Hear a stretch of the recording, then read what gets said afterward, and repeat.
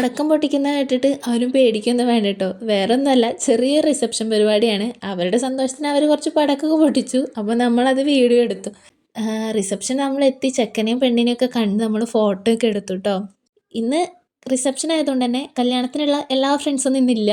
കാരണം മൺഡേ ആയിരുന്നു റിസപ്ഷൻ. അപ്പോൾ കുറച്ച് തിരക്കുള്ളവരൊക്കെ അവർ ഇന്നലെ തന്നെ മാരേജ് കഴിഞ്ഞിട്ട് തിരിച്ചു പോയി.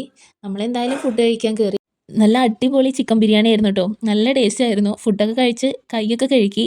ബിരിയാണിയുടെ കൂടെ ഐസ്ക്രീമും കൂടി ഉണ്ടായിരുന്നു കേട്ടോ. ചൂടത്തെ ഐസ്ക്രീം കഴിച്ചപ്പോൾ നല്ല സുഖം ഉണ്ടായിരുന്നു. പിന്നെ നമ്മുടെ നാട്ടിലുള്ള കുറേ ഫ്രണ്ട്സിനെ റിസപ്ഷനായിരുന്നു ഇൻവൈറ്റ് ചെയ്തിട്ടുണ്ടായിരുന്നത്. അപ്പോൾ അവരൊക്കെ കുറേ കാലത്തിന് ശേഷം ഒന്ന് കണ്ടുമുട്ടി.